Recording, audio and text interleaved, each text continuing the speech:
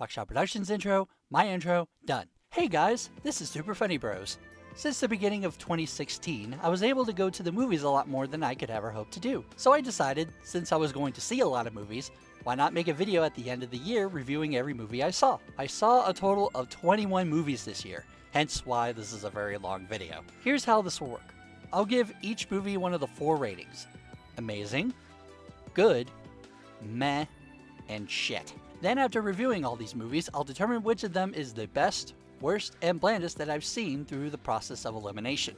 And keep in mind that my views on the movies are mainly subjective. And if there's a movie that you saw that's not in this video, then I'm sorry. Hashtag not sorry. So with that said, let's start with the first movie, which is...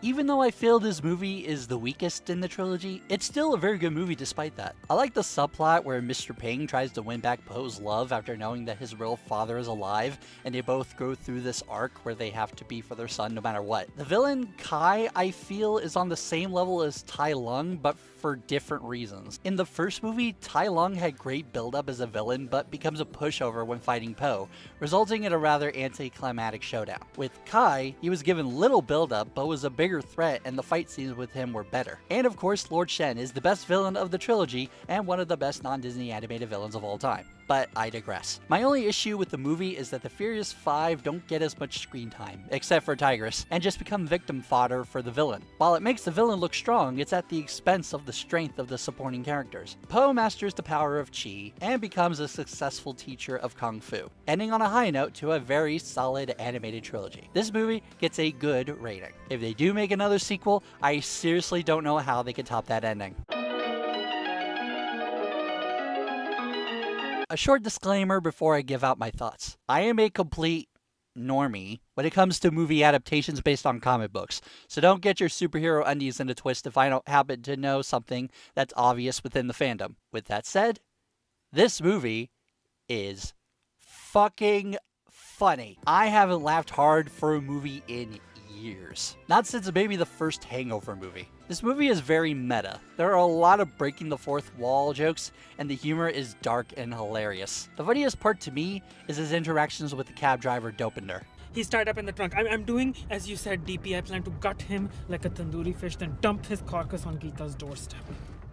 I did not tell him to do that. Absolutely not. You got lost in translation, Dopinder. This is no way to win Geeta's heart back. I'm so proud of you. The movie as a whole is just one big character introduction with half of the movie dedicated to flashbacks of his origins. But as far as intros go, this is one of the best that I've seen. And oddly enough, this movie also works as a Valentine's Day movie. The chemistry between Deadpool and Vanessa is simple but effective. It's the best of both worlds. A funny anti-hero movie and a charming romance movie at that. I've never watched a single X-Men movie, but this film makes me want to watch them all. Except for this. So for that and everything I've said before, it gets an amazing rating.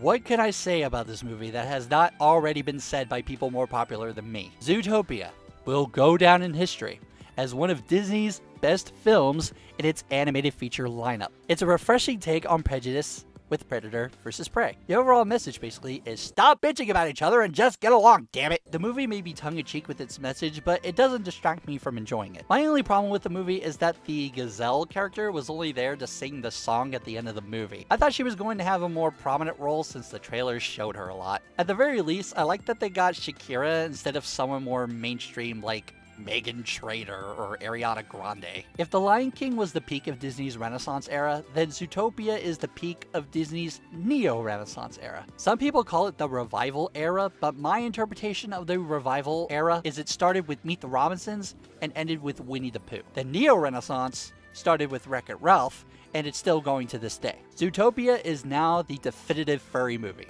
It's got all the fetishes that most furries are into. It gets an amazing rating.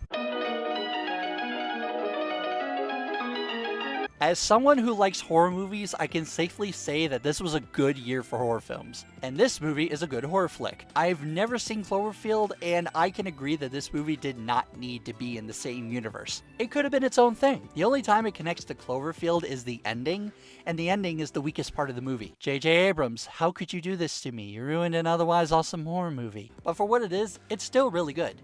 It takes a good movie to make a jolly actor like John Goodman scary as hell. I like Mary Elizabeth Winstead. She's a great actress. The last movie I saw her star in was Final Destination 3, and she was the best performance in that movie. It's good to see her again in better films. I was thinking that the twist in the ending would be that the outside wasn't filled with the invisible toxin that can kill anyone, and that John Goodman made that shit up so that he could replace this other girl that he did unspeakable things to. But no, we need to make an excuse for a sequel because money. A funny thing that I noticed is this movie is similar to Stephen King's Misery. They both open almost exactly the same way. If it wasn't for Jar Jar Abrams' stupid decisions, I would have given this an amazing rating. But for what it is, it gets a good rating for being an effective horror film.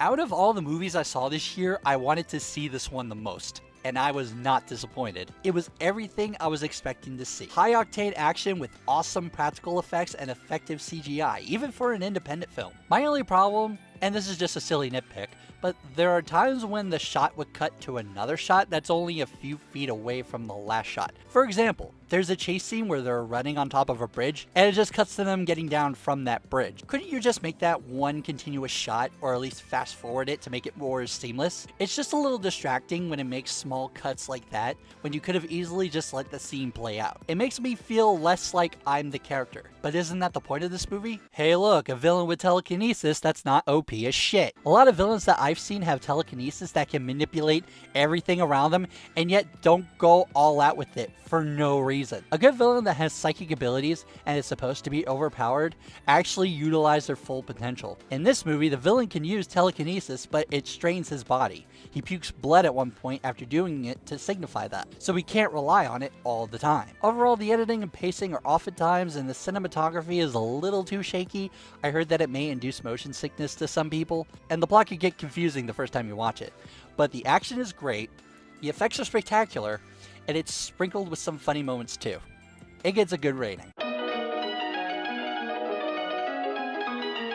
I admit that I didn't actually see this in theaters. I found it on Netflix recently, and I figured, why not? More shit to pass the runtime. This movie is mediocre, but it did better than I thought it was going to be. I liked how the birds and the pigs are not just blobs of shapes like in the games. They look like actual characters that belong in a film. I wish more movies based off of stuff on my phone would do that. You know what's a cliche that needs to die? A character that's known for being legendary or great, and is now a washed up loser. That's what the Seagull character is, and it's not like they do anything new with him either. Megamind did this too, but it made sense, because it gave Megamind, the character, a reason to be the hero. A former hero being a washed up has-been was relevant to the plot. Plus, it was a better movie overall. The Eagle, however, has no bearing on the plot, and is only there to pad the runtime with nostalgic callbacks to remind you that things existed, and serve as plot convenience to carry all the eggs from the pigs. Oh hey, it's that Rick Astley song. Hey guys, that stopped being relevant 6 years ago. The only good things about this movie were that it's structured well, the stakes are high, and there's this one pee joke that lasts for about a minute. I would have probably chuckled if I didn't see that joke already in the trailers. When you have to use your best joke for the trailers, that's a sure sign that it's not going to be a funny movie. But I will say that they at least tried to make Angry Birds work as a movie. I could see there was a modicum of effort to make this fit the theme of the game. This could have gone the Super Mario Bros. Movie route and have it not even be related to the source material at all. Overall, it gets a meh rating. Am I the only one who thought Tim Burton's Alice in Wonderland wasn't a bad movie? It had problems, sure, but it's not shit. This movie is definitely shit. The biggest problem is this movie turned the world that's crazy and doesn't make much sense into a generic fantasy world filled with normal people. The actress who played Alice is still boring as ever from the last movie. There are a lot of characters from the last movie that don't need to be in this one, and Anne Hathaway's character is revealed to be a total cunt. The movie tries to give explanations as to why the Red Queen is who she is, and make us sympathize her, but the reasons that they show make her motivations as a villain so damn petty. Oh, her sister lied that she ate the tarts as kids. Oh, her tiara can't fit on her head. The Red Queen takes her sister into the chronosphere, and they go back in time to the point where she lied about her sister eating the tarts and threatened to burst in and call her a liar if the White Queen didn't confess. And when she does burst in, she causes a paradox and everything turns to rust. If that's not forced conflict, I don't know what is. Sacha Baron Cohen's character is the only good thing about this movie. He's not the greatest actor ever, but everyone else pales in comparison. Even Johnny Depp, whom I love as an actor, but I can't like him in this one. This movie is a mess, the characters are a shell of their former selves, and it's a sequel that nobody asked for to a movie that came out 6 years ago that polarized audiences at best. It gets a shit rating. Ghostbusters was fucking awesome. The characters were funny and real, the writing was smart and well written, and... sorry, I got the wrong poster. There we go. Let me start again. Ghostbusters was fucking awesome. The characters were funny and real, the writing was smart and well written, and I'm glad I finally saw it with my friend because I never saw it before. I don't need to explain how good this movie is because you already know, so I'm going to go ahead and give it an amazing rating. Why am I reviewing a movie from 1984? Why not? More shit to path. The mysterious Mr. Enter once said in a video that having the comic relief as the main character doesn't work. Well, this movie just proved him wrong. Looking at the title alone, I predicted that this movie would be about Dory finding herself, what her purpose in life would be, since there wasn't much left to explore her character after finding Nemo. But no, it's exactly what you expected it to be. The movie still plays up Dory's short-term memory loss for jokes, but it's also the villain of the movie. It's what hinders the protagonist from reaching her goal, which is finding her parents. I like that Nemo is more involved in this one. The dynamic between Marlin and Dory in the first one was excellent, and it's cool to see how it would play out with Nemo instead. Dory in this one is partnered with this octopus character, and they don't really play off each other well, but we get to see him do some Mission Impossible level shit. I noticed that the background fish and minor characters in Finding Nemo were fucking assholes. Anybody seen a boat? Please, a white boat! They took my son! But I played, give me directed. I'm serious! Blah, blah, blah, me, me, blah, blah, blah, blah, blah, me, me, me. Yeah, I saw him, Bluey, but I'm not telling you where he went, and there's no way you're gonna make me. Oh, hey, look out! I'm sorry. Hey, buddy, you need a ride? I was just on my way to the big doofus convention. But in Finding Dory, everyone is just so nice and so caring. They really want to help Dory in her mission to rescue her parents. Sigourney Weaver has a cameo in this movie, but it's just her voice. We don't really get to see her. That's kind of an odd waste of a great yet random cameo. This is a much smaller movie than Finding Nemo, and it's not as epic or grand in scale, but it's still enjoyable. I was curious as to how it was going to play out, and nothing seemed too predictable to me. I give it a good rating. A Disney movie with Steven Spielberg directing and John Williams composing the music? That is a trifecta of epic whimsy. You cannot possibly fuck this up. And they didn't. Sort of. It's just okay. Let me talk about the good stuff first. This is some of the best CGI I have ever seen in a movie. The BFG looks like someone I can actually meet, and the little girl looks like she really is there in a land of giants. It pisses me off when I have to see the shitty CGI corgis being propelled by green fart puffs. The final battle of this movie is pretty anticlimactic. After the girl in the BFG warned the Queen of England about the giants, she sends her military to attack and capture the giants. And the giants get their ass kicked in no time flat. I know this is a Disney movie, but make the climax more challenging. Go full on Michael Bay if you have to. Just make the last fight fun to watch. Overall, the visual effects are spectacular most of the time. There's some pretty creative stuff, and Mark Rylance was perfect as the BFG, but the climax is rushed and unsatisfying, and the other characters are okay, but nothing special. While this was great in the visual department, it's not so good story-wise. I give this movie a meh rating. Before I start talking about this movie, I'm going to go ahead and give it a shit rating, because there's no point to do it at the end when it's so obvious. While this movie is a poor excuse for filmmaking, it's one of those so bad it's good movies. The Purge trilogy is the Sharknado of horror movies. Films that know they're bad, but take it to where they're entertaining. The dialogue sounds like it was written by a teenage intern working at BuzzFeed, adding a lot of edgy profanity to every character and making everything about race. It's not a coincidence that all the government officials, rich people, and religious people are white, and the poor people and local business owners are black. It's almost as if the movie is pushing an agenda. This is shitty social commentary that would make God's Not Dead blush. There's this one scene where this chick is trying to steal a candy bar and threatens to falsely accuse the store owner of rape if he doesn't let her steal. But then she comes back on Purge Night and still wants her fucking candy bar. Just when you feel like she's getting too much screen time, she gets run over by a van. That was pretty satisfying. If you're like me and you like to watch stupid assholes get killed, then this is your movie. Otherwise, avoid it. After seeing the worst horror film of the year, this was a major breath of fresh air. What this movie had that the Purge election year didn't was good characters. Yes, I'm serious. Likeable and relatable characters exist in a modern horror movie. I know it sounds crazy, but bear with me. The plot summary is this. A girl named Diana had a rare skin disorder where she can't be under direct light. In a mental hospital, she underwent an experiment which led to her dying. Before that happened, she met another girl in the hospital named Sophie who suffered from depression, and Diana manipulated her into believing they were friends. Years later, Diana's control of Sophie allowed her to manifest into the real world, but can only appear in dark areas.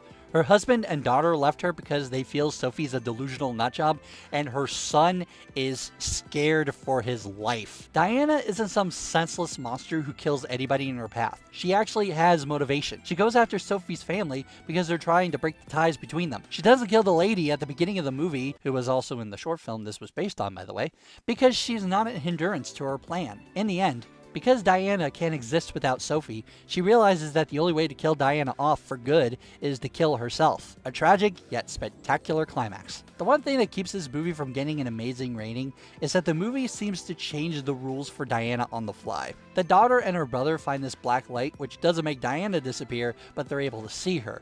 And when the black light is combined with real light, it burns a part of her. I don't like that we're able to see her. Being a demonic, shadowy figure is more mysterious and therefore terrifying. In the light, she just looks goofy and ridiculous. Despite those problems, the characters are likable and the plot is surprisingly good for a modern horror film. It gets a good rating.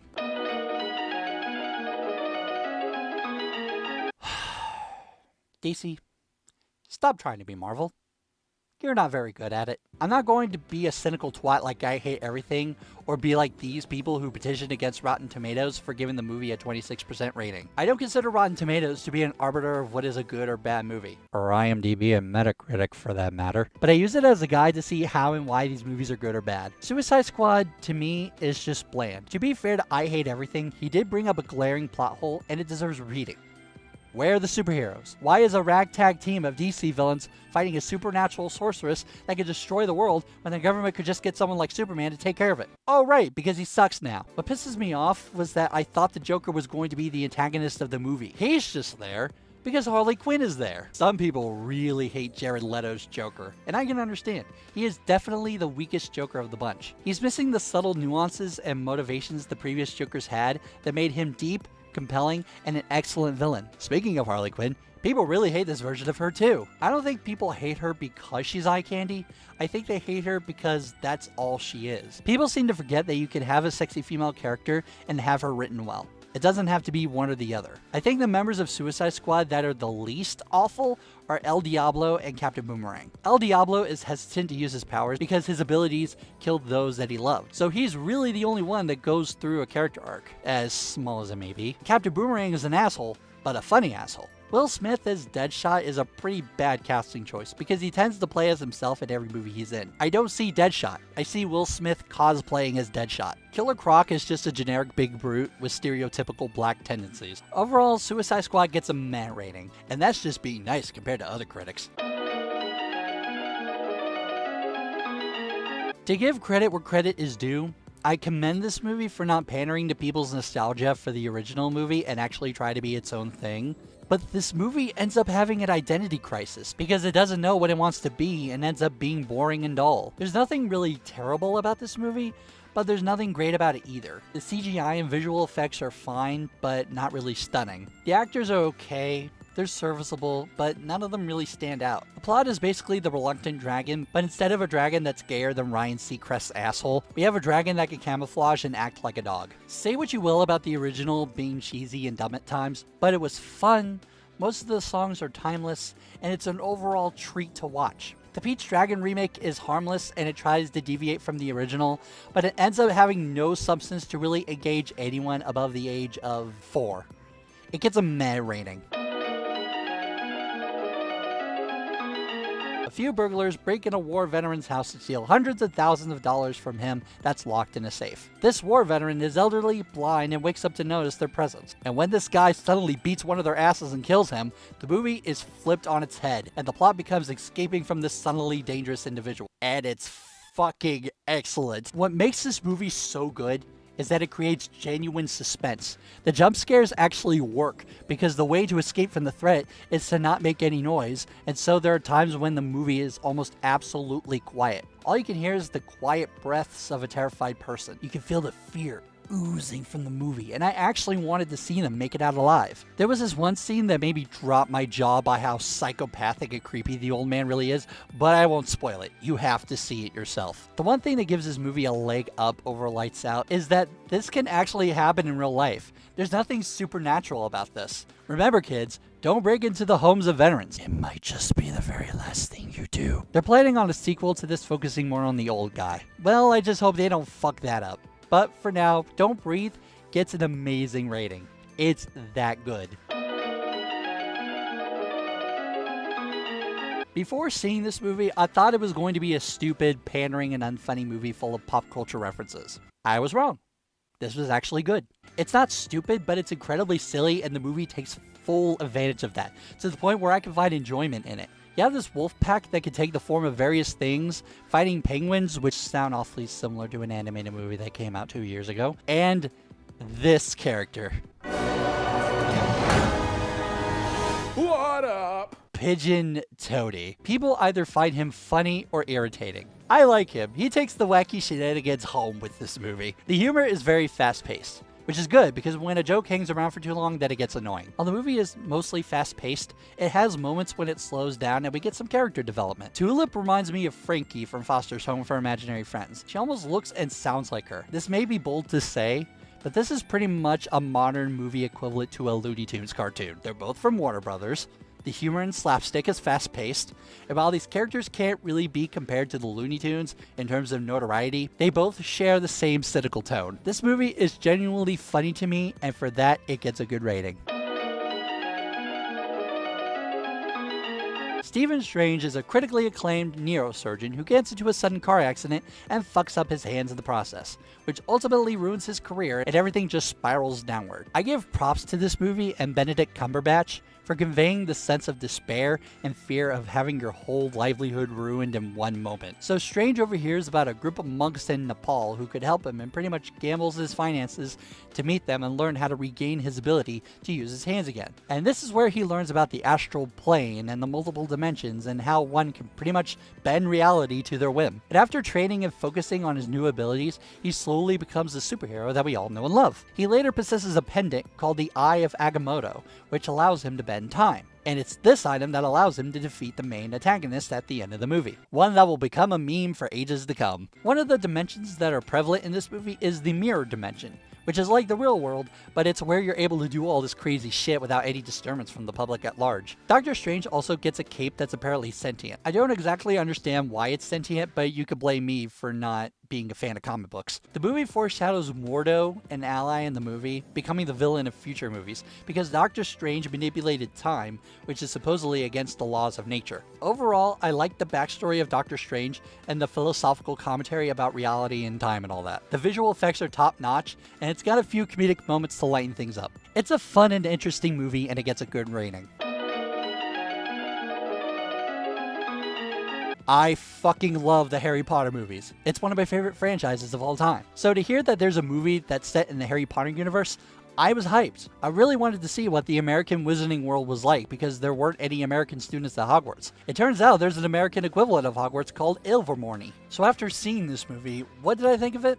I was a little disappointed. Let me first talk about what I like about this movie. I like Newt Scamander, an expelled Hufflepuff with a fascination for fantastical creatures. His demeanor and personality are like if Doctor Who was a wizard. He has a suitcase that you can go into and becomes a zoo-like place for these creatures, having simulated habitats to suit their needs. Dan Folger's character is the best character in this movie. He's sort of the comic relief, and he forms a relationship with a witch, which is pretty cute. Some of the designs of the characters are cool. You have this platypus-like creature with a bottomless pouch, a giant bird creature with multiple wings, and a plant-like creature that always hangs around with Newt, and he kind of looks like Baby Groot. There's also this one creature called an obscurus, a floating black parasitical mass that serves as a conflict for the movie. Now let's get to what I don't like about this movie. The antagonists in this movie are pretty one-dimensional. You have this group of people who attempt to expose and kill witches and wizards, which makes sense given the history of Salem, but Credence is just a troubled antisocial teenager. There's nothing really deep or compelling about him as a bad guy. He becomes the host for the Obscurus,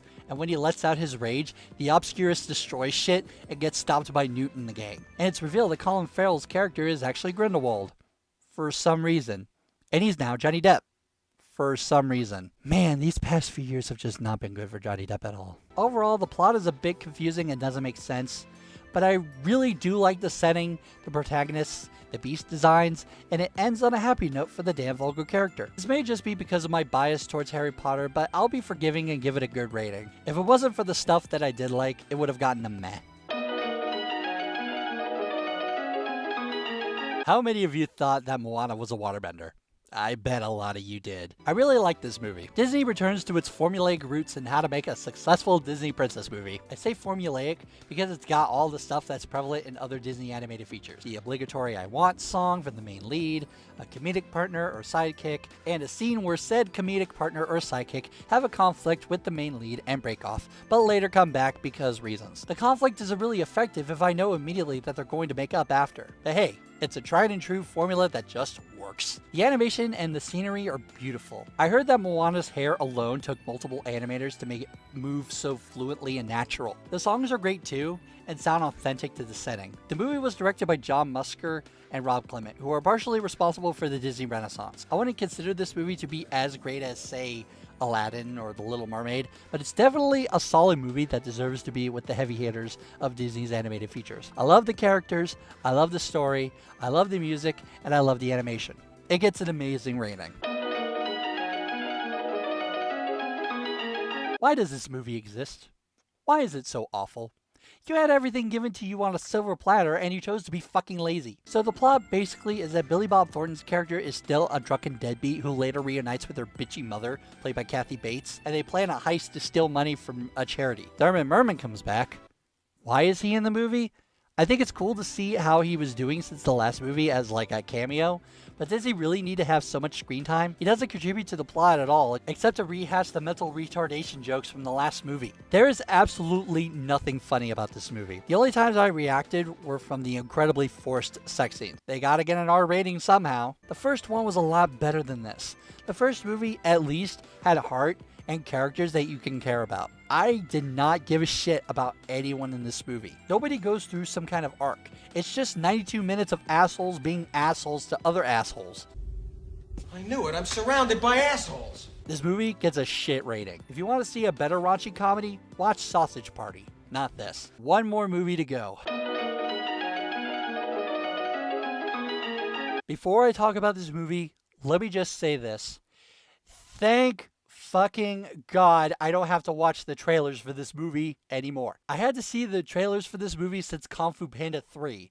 Let me tell you how obnoxious Illumination's advertising is. They're so obnoxious that they have the balls to put "from the creators of The Secret Life of Pets" before The Secret Life of Pets even fucking released. The movie was a success financially and it has decent reviews, but calm the fuck down. With that said, this movie was alright. So this koala character has a passion for theater, but his theater is dying.